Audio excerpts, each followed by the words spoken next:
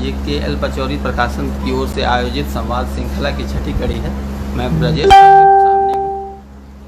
यह विषय हालिया महामारी से उत्पन्न जो समस्याएं हमारे सामने आई हैं उस पर केंद्रित है, प्रवासी मजदूर और उसकी दशा दिशा।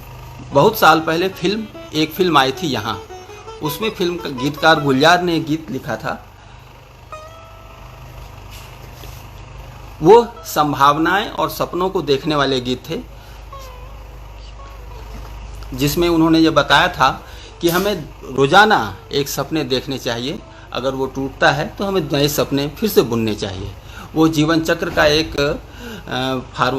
एक सूत्र था जो उन्होंने उस गाने में हमें बताया था। गोल पहिया कि रात दिन ढकेलते रहो, चांद टूटे तो टुकड़े टुकड़े बांट लेना। आज हम जिस समस्या से जूझ रहे हैं उसमें प्रवासी मजदूरों को लेकर जो समस्याएं हमारे सामने हैं उस पर तमाम बातें कही गई, लिखी गई, उस पर कई बहसें हो रही हैं, आगे भी चलेंगी। हमें उन चीज़ों को, उन धागों को पकड़ना है जिनसे हम इस समस्या के जड़ तक पहुंच सकें और उसे सुलझा सकें। आज कुछ ऐसे लोग भी हमारे साथ हैं जिन्होंने पहले भी मजदूरों पर, प्रवासी मजदूरों पर काफ़ी कुछ लिखा, उसके प्रति गहरी सहानुभूति रखते हैं, लेकिन आज जो समस्याएं हैं उसको लेकर उन्होंने अपना एक रुख बदला है। पिछले दिनों आशीष अंशु हमारे एक मित्र हैं, फेसबुक दुनिया में उनका एक अपना अच्छा खासा दखल है। उन्होंने बहुत पहले 4 मई 2011 पे दीवान पर सराय की एक रीडरशिप थी, उस पर एक कुछ लिखा था। मैं उसे आपको पढ़कर बताता हूँ। अब से ठीक 9 साल पहले आशीष अंशु ने एक पोस्ट दीवान पर लिखा था। 4 मई 2011 को वो लिखते हैं, इसी महीने 1 तारीख को मजदूर मांग पत्र के नाम पर दिल्ली के जंतर मंतर पर एक बड़ी रैली हुई थी, जिसमें छत्तीसगढ़, उत्तर प्रदेश, दिल्ली के मजदूर और इनमें सबसे बड़ी संख्या गोरखपुर के मजदूरों की थी। वे आगे लिखते हैं कि मांग पत्र आंदोलन से आए दूसरे प्रांतों के साथियों ने अब तक अपनी नई जिंदगी शुरू कर दी होगी, लेकिन गोरखपुर के 1 दर्जन से अधिक मजदूरों को मांग पत्र आंदोलन के साथ एक खतरनाक दौर से गुजरना पड़ रहा है। वे सभी साथी गोरखपुर के जिला अस्पताल में मौत से जूझ रहे हैं। यहाँ यदि गोरखपुर के अखबार की भूमिका के उन्होंने अपनी बातें कही हैं, वह मालिक के साथ चालाकी से अपनी पक्षधरता दिखा रहा है, क्योंकि अखबारों के सारे विज्ञापन उन्हीं के तरफ से आते हैं। फिर मजदूरों का पक्ष लेने वाला उनके साथ कैसे खड़ा हो। शहर भर के बुद्धिजीवियों और सामाजिक कार्यकर्ताओं द्वारा इस घटना की घोर भर्त्सना की गई, लेकिन किसी भी अखबार में यह खबर नहीं छपी। खबर सिर्फ घटना परक थी, इसलिए इसकी बड़ी संख्या मजदूरों पर जानलेवा हमला होना किसी भी समाज के लिए शर्मनाक है। बताया जाता है कि इस सब के पीछे मजदूर बढ़ती एकता को कमज़ोर करने का प्रयास है। इस वक्त जिन अखबारों को मजदूरों के पक्ष में होना चाहिए था, वो फैक्ट्री मालिकों के पास विज्ञापन की जुगाड़ में लगे हैं। इस तरह की स्थिति पर क्या कहा जा सकता है। आशीष अंशु ने के पिछले दिनों एक पोस्ट को हमने पढ़ा। उन्होंने हालिया घटनाओं की तुलना भारत के विभाजन और उस दौरान हुए पलायन पर लिखा था। मैं मानता हूं कि ये समस्या और वो समस्या में ज़मीन आसमान का फ़र्क है। हमें उसके अलग तरीके से देखा जाना चाहिए था। प्रवासी मजदूर की समस्या हम जिससे उसकी तुलना कर सकते हैं, वो जगह जगह हुए बड़े आयोजनों, उस आयोजनों में आने वाले मजदूर और उस दौरान बनने वाली बस्तियों, उस बस्तियों को उजाड़ना और नए बस्ती बनने की घटनाक्रम के साथ हमें ये देखना चाहिए। एक राष्ट्रमंडल खेल का दिल्ली में 2010 में आयोजन हुआ था। उस संदर्भ में एक रिपोर्ट आई थी। वह रिपोर्ट भयावह थी। जिसमें लिखा था, खेल की तैयारी के दौरान उसका भयावह चेहरा सामने आया। उन दिनों housing and land right network की एक रिपोर्ट आई थी। उसमें कई चौंकाने वाले तथ्य उजागर किए थे। एक तरफ हजारों प्रवासी उजाड़े गए, दूसरी तरफ पूरी रफ्तार से निर्माण कार्य चलता रहा। मजदूरों की जान पर बनाई, फिर भी काम नहीं रुका। खेल की तैयारी की मेहनत मशक्कत करने वाले मजदूर अपनी जान गंवा रहे थे।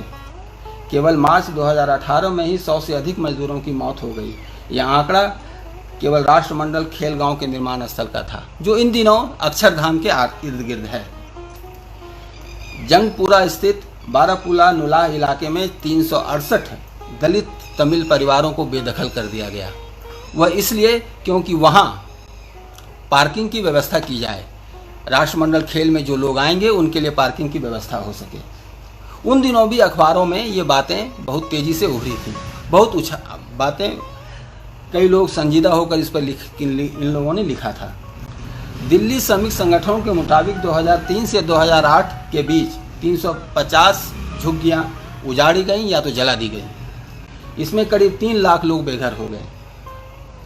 घर बदर करने का यह सिलसिला, यह सब राष्ट्रमंडल खेल के मद्देनजर किया जा रहा था। उस रिपोर्ट में एक और ध्यान देने वाली बात थी, वह यह कि इन मजदूरों को लेकर अस्थायी 3 बसेरा बनाया गया था। उस बसेरे में 10 बाय 10 कमरे में 8 से 6 मजदूर रखे जा रहे थे। आज जहां इंदिरा गांधी इंडोर स्टेडियम है, वहां इन मजदूरों का एक रिहायशी इलाका था। वहां 107 मजदूर पर 1 शौचालय की व्यवस्था थी। दिल्ली हाईकोर्ट ने जब इस पर एक कमेटी बनाई और इसकी जांच पड़ताल की, तो पता चला कि 50 मजदूरों पर 1 शौचालय है। यानी कि उस रिपोर्ट में 100 मजदूरों पर 1 शौचालय था, इसे 50 पे 1 शौचालय की बात हुई थी। राष्ट्रमंडल खेल के निर्माणाधीन स्थलों के कई मजदूरों के मरने की खबर आई। People's Union for Democratic Rights ने विभिन्न निर्माणाधीन स्थलों पर 49 मजदूरों की मौत होने की खबर दी थी। दरअसल इन स्थानों पर प्रवासी मजदूरों के उन हालातों को रखा गया है जिससे उनके बीमार पड़ने की संभावना 80% थी। जहां वो मजदूर थे वहां वो ऐसी हालत में थे कि ये पूरी संभावनाएं हैं कि वो बीमार पड़ेंगे।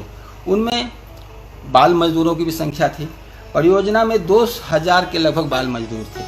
14 से 16 वर्ष की उनकी आयु थी और उन पर यह दबाव था कि वे समय पर अपने काम को पूरा करें। राष्ट्रमंडल खेल का सीधा असर शहर की उन अर्थव्यवस्था पर भी पड़ा जिसमें निम्न वर्ग जुड़ा था। विभिन्न स्थानों में रेड़ी खोमची वाले हटाए गए। एक आंकड़े के मुताबिक शहर में तकरीबन 3 लाख रेड़ी खोमची और फेरी वाले का सालाना व्यापार 3500 करोड़ रुपए का था, जो लगभग कम हो गया। पर सरकार को इसका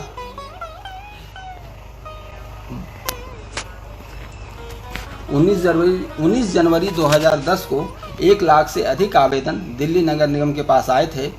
इस पर 14,000 रेडी खोमची वाले को ही एक नए लाइसेंस जारी किए गए, बाकी लाइसेंस रद्द कर दिए गए।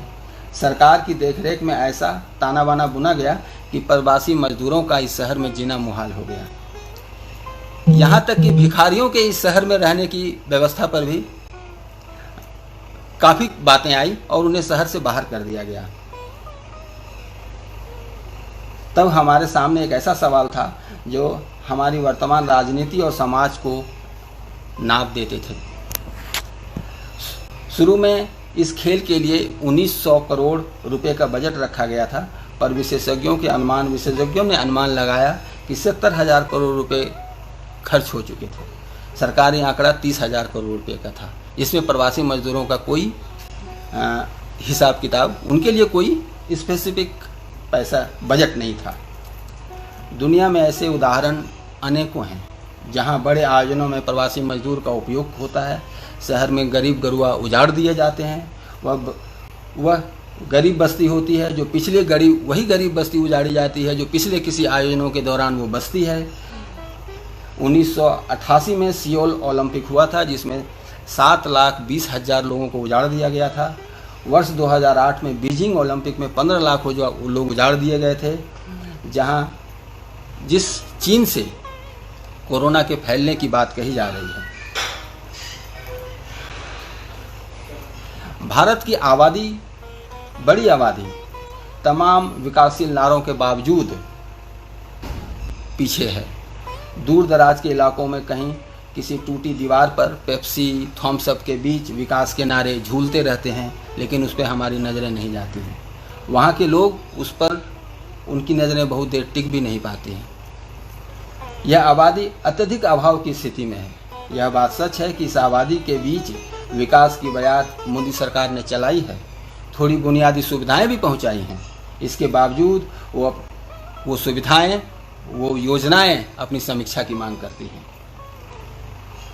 आवास की सुविधा के साथ अन्य बुनियादी सेवाओं को देने का वादा मोदी सरकार ने किया है। सरकार का दावा है कि वह इस काम को कर रही है, इसके परिणाम आगे दिखेंगे। इसके बावजूद बहुत कुछ होना है। पिछली केंद्र व राज्य सरकारों की विफलता का परिणाम ग्रामीण भारत आज भोग रहा है। वह जीवन जीने के लिए शहर की तरफ पलायन कर रहा है। गांव का रंग भी बदल चुका है। तभी ग्रामीण भारत पर लिखने वाले निराश हैं। जहाँ जहाँ ग्रामीण भारत पर लिखा गया, उन लोगों ने निराशा ही व्यक्त की। एक किसी शायर ने कहा है, गांव में आकर शहर बसे, गांव बेचारे जाएं कहाँ।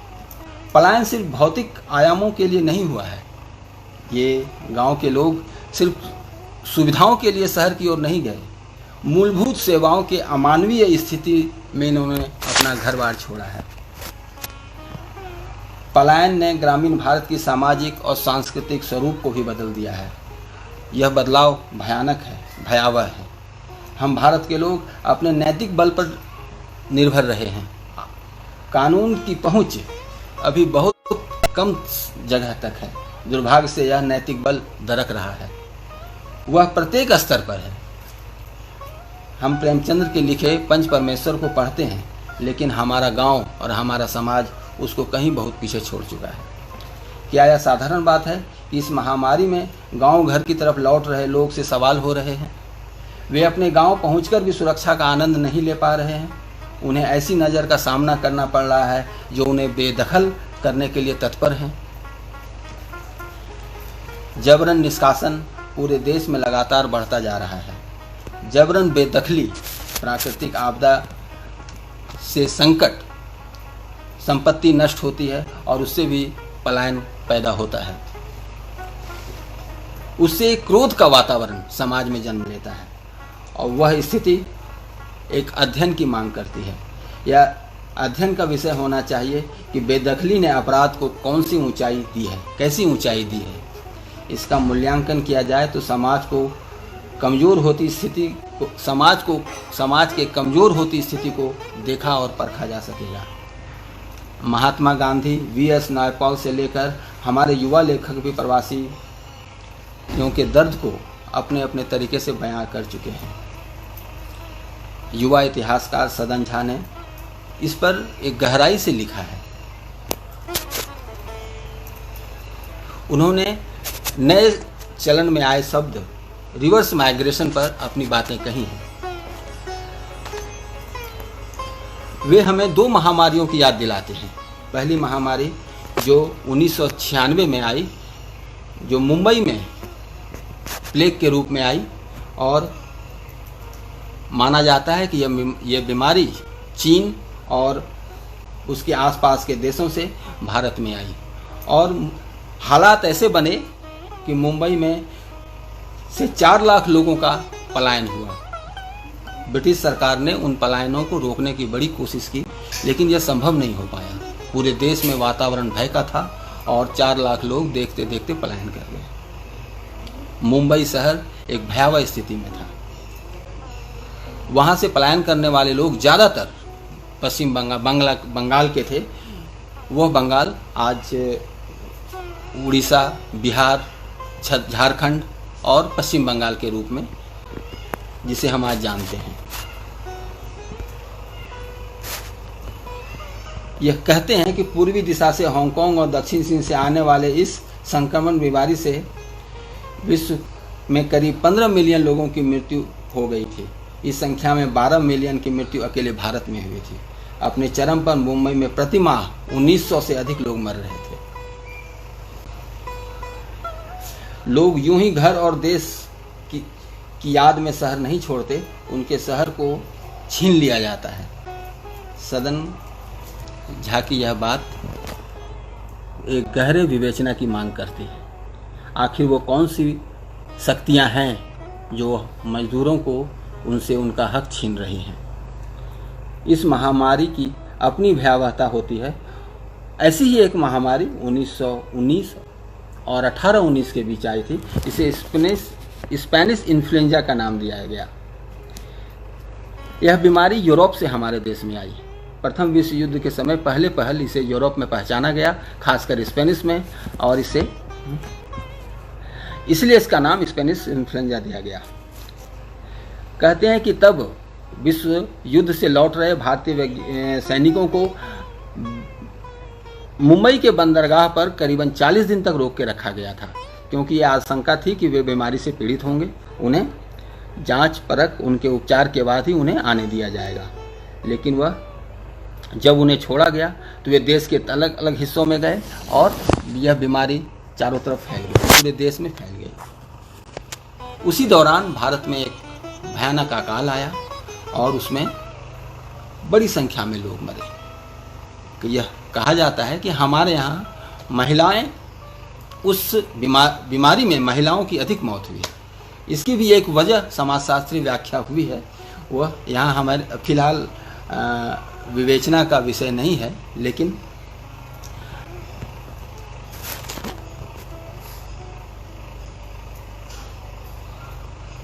आवाज आ रही है आप लोगों को,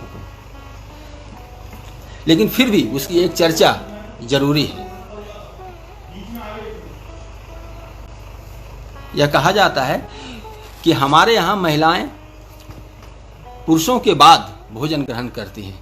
तब उसी समय उत्तर प्रदेश, पश्चिम बंगाल, बिहार, झारखंड आदि क्षेत्रों में जहां महामारी फैली थी, वहां अकाल पड़ा। खाने की समस्याएं उत्पन्न हो गई। घर में जितने आहार होते थे वह पहले पुरुषों को खिलाने की वजह से महिलाओं के हिस्से कम आता था। वो धीरे धीरे कमज़ोर होती गई और अपना धीरे धीरे, जिससे उनकी बीमारी उनके ऊपर हावी हुई और अधिक संख्या में महिलाओं की मौत हुई। अच्छा, आ गई।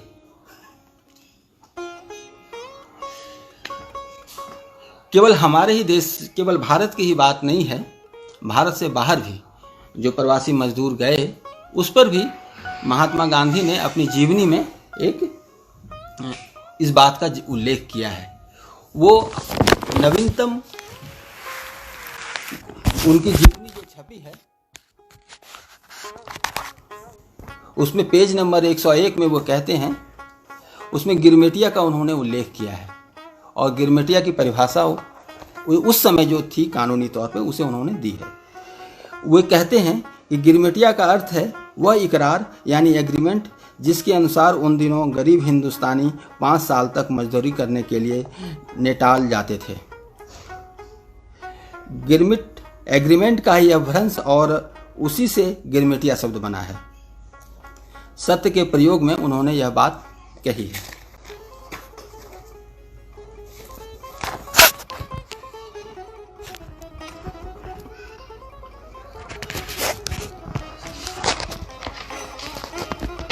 आज जब भारत के लोग अपने ही गांव की ओर लौट रहे हैं, तो ऐसा क्यों है कि उनसे शंका और शक शुबा की नज़र से देखा जा रहा है?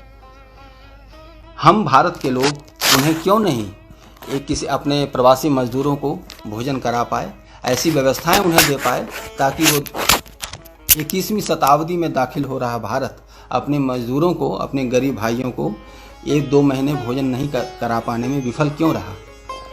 ज़्यादातर मजदूरों ने अपनी पीड़ा ये बताई है कि वो भूख की वजह से अपने गांव जा रहे हैं। ऐसी संख्या कम मजदूरों की है जो सिर्फ किसी ज़रूरत और किसी अपरिहार्य कारणों की वजह से गांव को लौट रहे थे। ज़्यादातर मजदूरों ने ये बताया कि उनके पास खाने की कमी है, खाने के साधन नहीं है, इसलिए वो घर की ओर लौट रहे हैं। ऐसे एक मजदूरों का फ़ोन बांका में रहने वाले ऐसे ही एक मजदूरों ने मुझे फ़ोन किया। वे दिल्ली के मंगलापुर इलाके में रहते थे। उन्होंने मुझसे बताया कि उनके पास खाने को अनाज नहीं है। दिन में 24 घंटे में एक बार उन्हें भोजन पका हुआ भोजन दिया जाता है, और जिससे उनका रहना मुश्किल है। आखिरकार वे वापस पैदल अपने घर की ओर चल पड़े। मुझे पूरी जानकारी नहीं है, लेकिन मैं प्रार्थना करूंगा ईश्वर से कि वो शायद कुशल पूर्वक अपने घर पहुंच गए होंगे। इस आशा के साथ। लेकिन हमें इस बात पर चर्चा और करनी चाहिए कि आखिर ये गांव, हमारा गांव और हमारा शहर अपने प्रवासी मजदूरों को क्यों छोड़ रहा है और गांव उसे अपने ही लोगों को अपने में समाहित करने से हिचक रहा है। ऐसे सवाल उनसे क्यों कर रहा है कि जो उनके लिए कठिनाई उत्पन्न पैदा करे।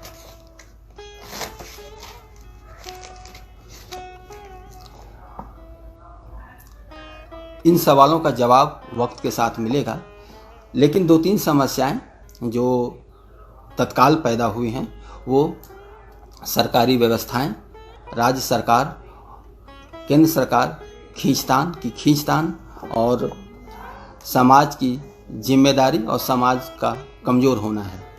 इस परिप्रेक्ष्य में अगर हम इन सवालों को ढूंढें तो प्रवासी मजदूरों के दर्द और उनकी पीड़ा को हम कहीं ना कहीं उसके करीब थोड़ा पहुंच पाएंगे। लैपटॉप ऑन कर लीजिए, लाइट है।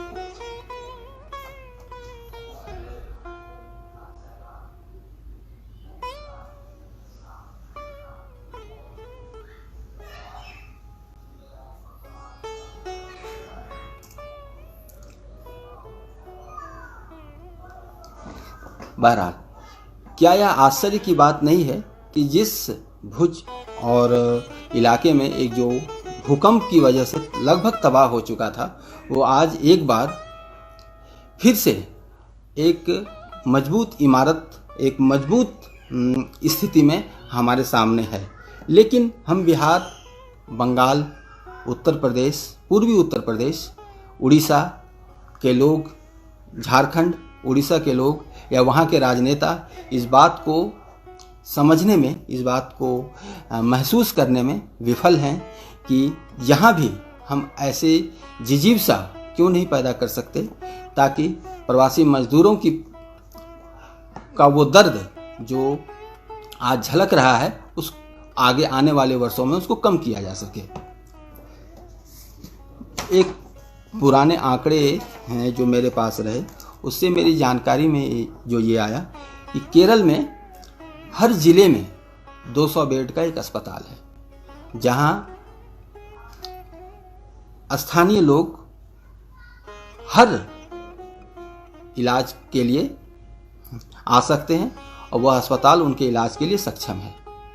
मुझे स्मरण नहीं होता कि बिहार, झारखंड जैसे राज्यों में ऐसे अस्पताल हैं जो अपने ज़िले के लोगों के लिए हर तरह के इलाज के लिए अपने आप को सक्षम रखे हुए हों। यह एक हास्यास्पद स्थिति है उन राज्यों के लिए जो आज़ादी के 20 वर्ष आगे बाद तक विकासशील राज्य कहलाते थे।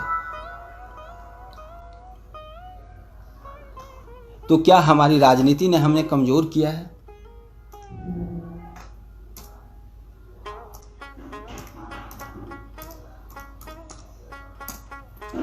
राजनीतिक प्रतिस्पर्धाओं ने हमें इस आगे बढ़ने से रोका है, या हमारी सामाजिक प्रतिस्पर्धाएं, जातीय विषमताओं ने, या हमारे समाज में पैदा हुई कठिनाइयों से हम निपटने में विफल हुए?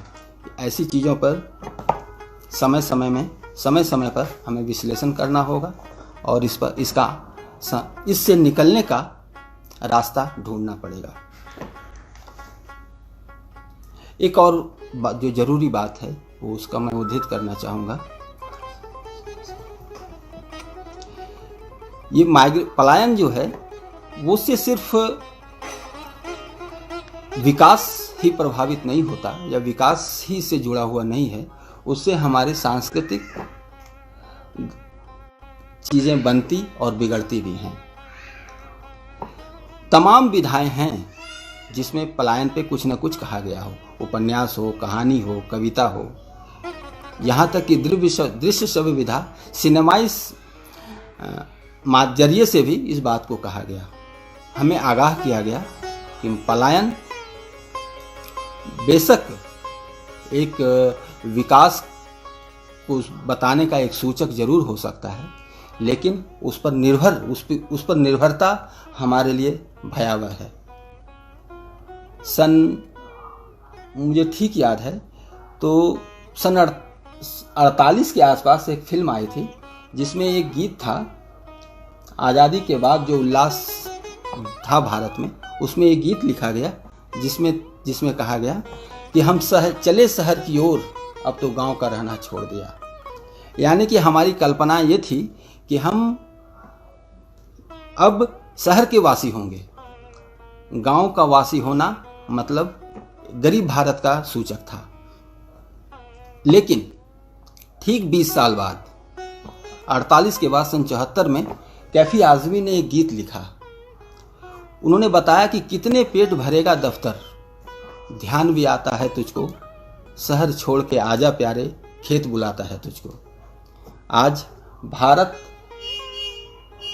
उत्तर भारत के तमाम राज्यों में मजदूरों की समस्याएं हैं। बिहार, उत्तर प्रदेश, झारखंड, उड़ीसा, पश्चिम बंगाल मजदूरों की कमी से जूझ रहा है। लेकिन हमारे मजदूर भाई अपनी ज़रूरत को पूरा करने के लिए दूसरे राज्यों में हैं। वो सिर्फ आमदनी के लिए नहीं हैं, दूसरी बुनियादी ज़रूरतों के लिए भी हैं, शिक्षा, स्वास्थ्य, जिसका हमारे इन राज्यों में नितांत अभाव है। हमारे गीतकारों ने, हमारे साहित्यकारों ने, कलाविदों ने समय समय पर ये बताया कि हमें खुद के प्रति सचेत होना चाहिए, हमें अपनी संस्कृति, अपनी सभ्यता को बचाने के लिए आगे आना चाहिए। लेकिन वो राजनीतिक इच्छा शक्ति की कमी ने हमें ऐसे दो राहे पे ला खड़ा किया जहाँ हम इन समस्याओं से जूझ रहे हैं। और आने वाले अपने ही प्रवासी मजदूरों से ये सवाल कर रहे हैं कि अब आपका आना उन्हें खल रहा है।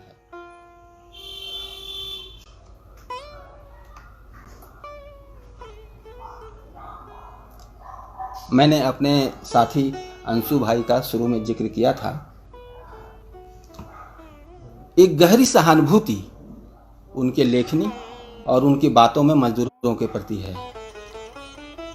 ऐसे तमाम लोग हैं जो मजदूरों पर लिख रहे हैं, लेकिन हम अभी इन प्रवासी मजदूरों की समस्याओं से अधिक हम राजनीति से प्रेरित हैं और हम ये सवाल नहीं कर पा रहे हैं। कुछ ऐसे सवाल जो जरूरी हैं और हमें व्यवस्था से करने चाहिए थे। एक गलतफहमी है कि व्यवस्था हमें सवाल करने से रोक रही है। यह बात धारणा के आधार पर है। अगर सवाल होंगे तो उसके जवाब भी मिलेंगे। अगर हम सवाल ही ना करें तो उसके जवाब कहाँ कौन देगा, क्यों देगा?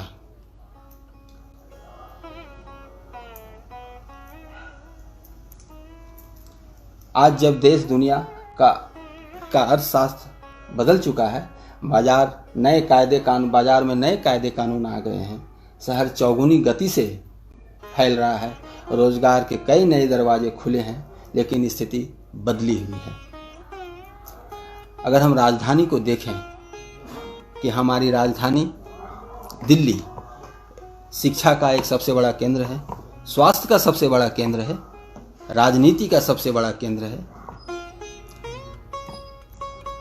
यहाँ के लोग यहाँ की व्यवस्थाएं का पूरा लाभ उठाते हैं, लेकिन एक सुदूर गांव में हमारे लोग अब भी बिजली और पानी जैसी बुनियादी सुविधाओं के लिए तरस रहे हैं।